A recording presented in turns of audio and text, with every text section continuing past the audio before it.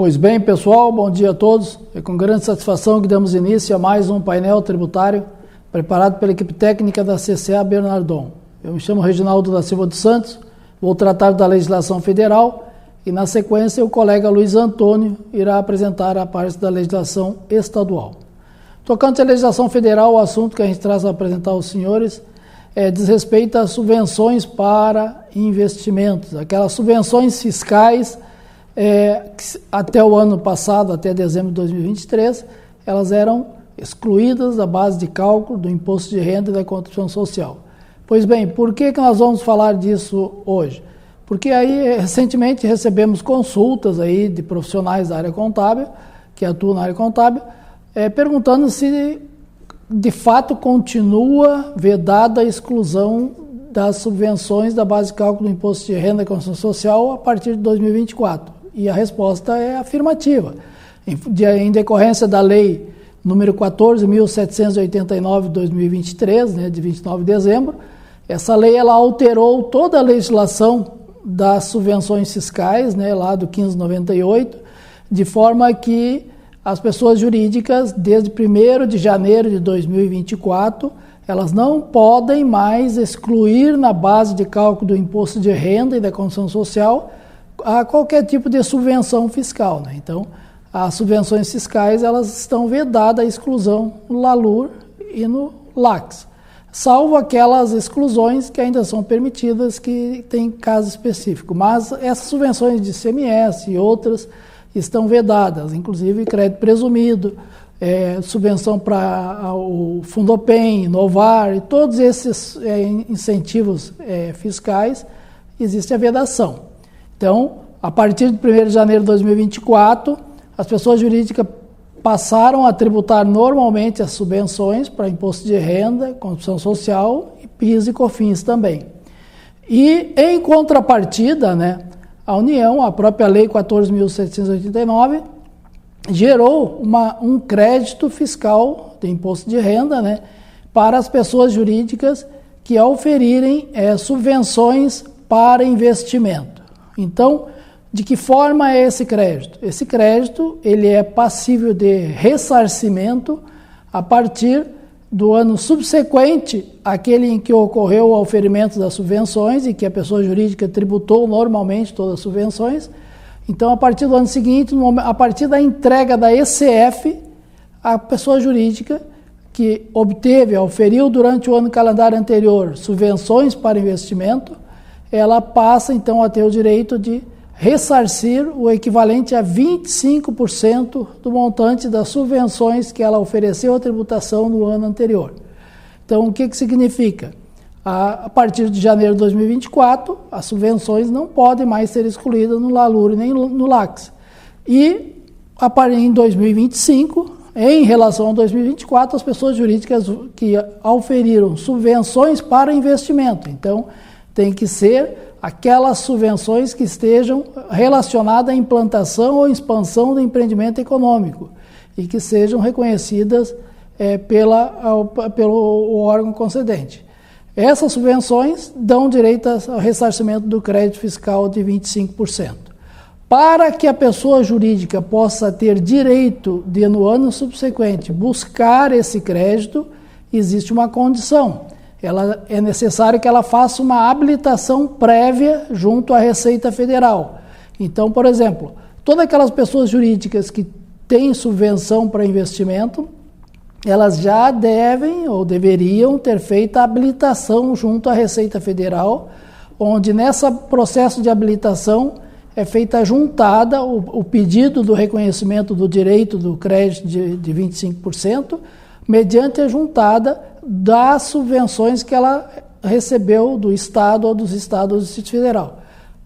No caso, se a pessoa jurídica, fazendo a prova de que ela tem a subvenção relacionada à implantação ou expansão do empreendimento econômico, a Receita Federal de pronto faz a habilitação e a partir daquele momento da habilitação é que a pessoa jurídica passa a ter direito a se ressarcir dos 25% de IRPJ das subvenções. O que significa dizer que aquelas pessoas jurídicas que entre 1º de janeiro e até esta data mesmo tendo subvenções para investimento, não tenham feito pedido de habilitação junto à Receita Federal, o crédito, o direito ao crédito, ele não será reconhecido. Somente a partir do momento do pedido da habilitação e reconhecimento dessa habilitação é que a pessoa jurídica passa a ter o direito do ressarcimento dos 25%.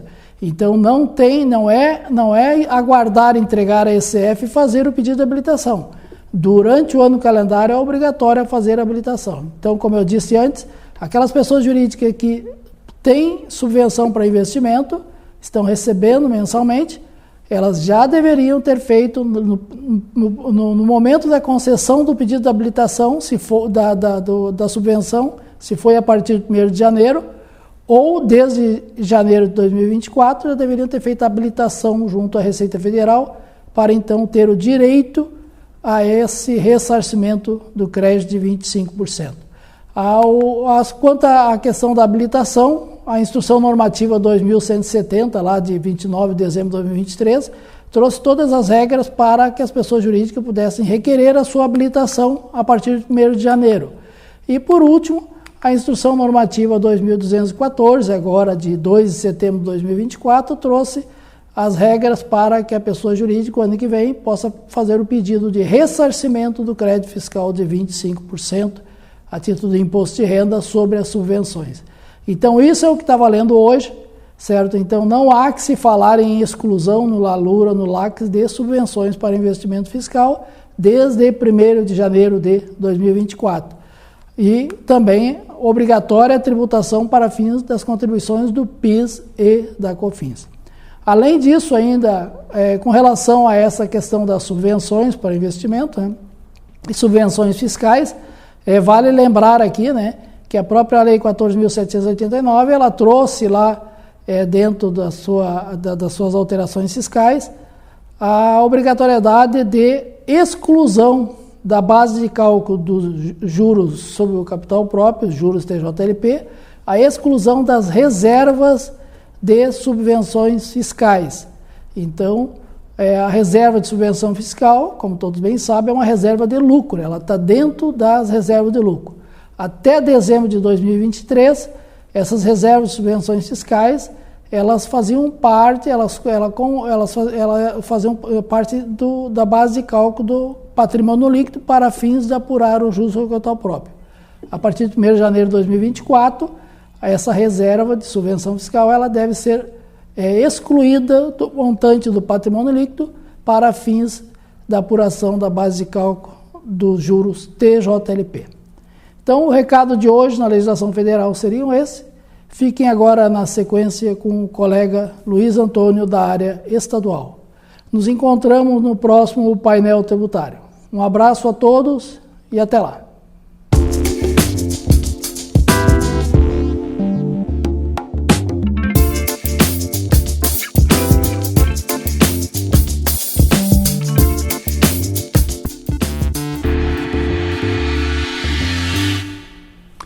Bom dia a todos. A partir de agora vamos comentar algumas alterações na legislação estadual do ICMS do Estado do Rio Grande do Sul, publicadas na semana passada.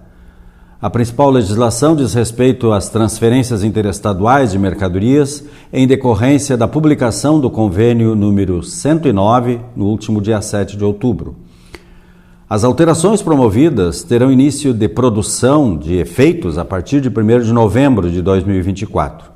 Mesma data em que será revogado o convênio número 178, lá do ano de 2023, que trata da mesma matéria, mas que foi publicado antes da Lei Complementar 204, que foi publicada no final do ano passado, e ela teve vetado pelo presidente da República o seu parágrafo 5º do artigo 12 da Lei Complementar 87, a Lei Candir.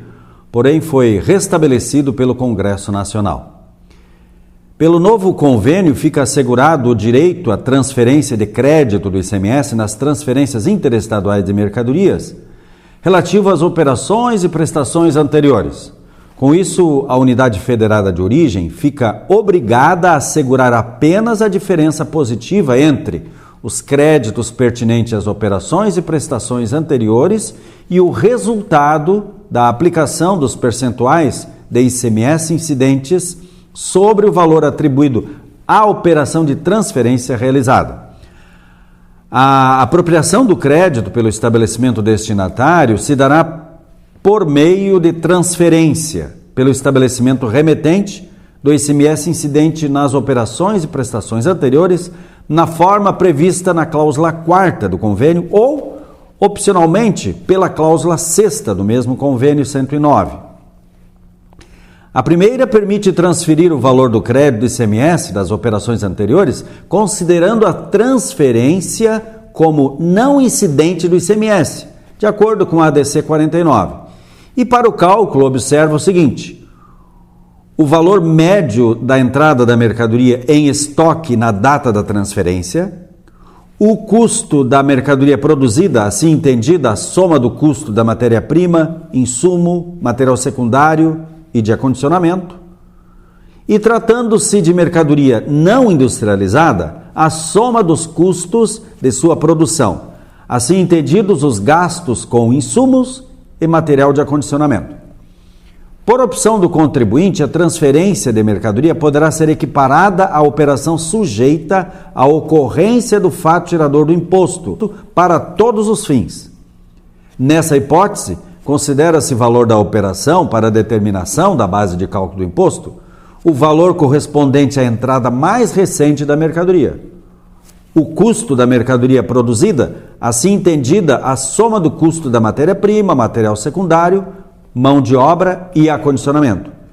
E tratando-se de mercadoria não industrializada, a soma dos custos de sua produção, assim entendidos os gastos com insumos, mão de obra e acondicionamento.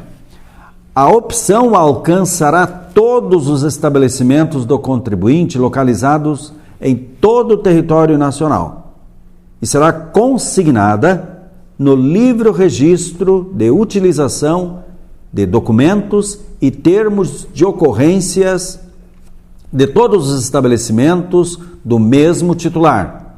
Observado o seguinte: a opção será anual e retratável para todo o ano calendário e deverá ser registrada até o último dia de dezembro para vigorar a partir de janeiro do ano subsequente.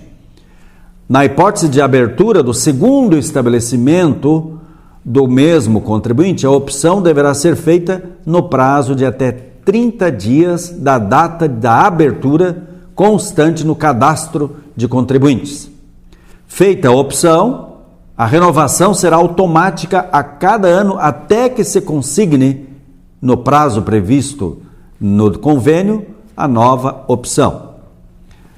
A utilização da sistemática não implica no cancelamento ou modificação dos benefícios fiscais concedidos pela unidade federada de origem e destino. Feita a opção, a nota fiscal eletrônica que cobertar o trânsito das mercadorias deverá constar, além dos demais requisitos exigidos na legislação, no campo Informações Complementares, a expressão transferência de mercadorias equiparada a uma operação tributada, nos termos do parágrafo 5º do artigo 12 da Lei Complementar número 87/96 e da cláusula 5ª do Convênio ICMS 109 de 2024. Nosso entendimento que o convênio errou na cláusula 5ª, pois trata apenas da nota fiscal e, na verdade, a opção seria a cláusula 6ª. Para o ano de 2024, a opção poderá ser feita até o último dia do mês subsequente ao mês de publicação do convênio.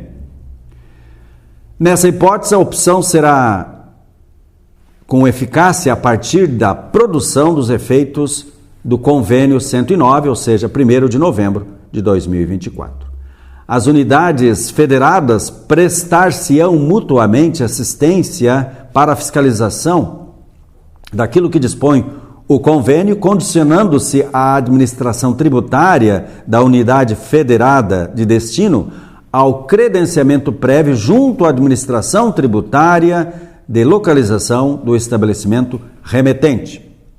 O credenciamento prévio não será exigido quando a fiscalização for exercida sem a presença física da autoridade fiscal no local do estabelecimento a ser fiscalizado. Já em termos de orientações normativas, tivemos apenas a de número 101, que promove ajuste técnico para suprimir dispositivo, do qual prevê que, na hipótese de recolocação de mercadoria, admite-se mediante termo lavrado pela fiscalização de tributos estaduais no verso da nota fiscal. A transferência do documento fiscal de origem ao novo destinatário, tendo em vista que o ajuste CINIF 14/24 estabelece regra específica para a hipótese de não entrega ou recusa do destinatário original e operação posterior a destinatário diverso da operação original. Então eram essas as informações da área fiscal quanto às alterações da legislação do ICMS que gostaríamos de transmitir aos senhores. Um bom dia, uma ótima semana a todos e até o próximo painel tributário da CCA.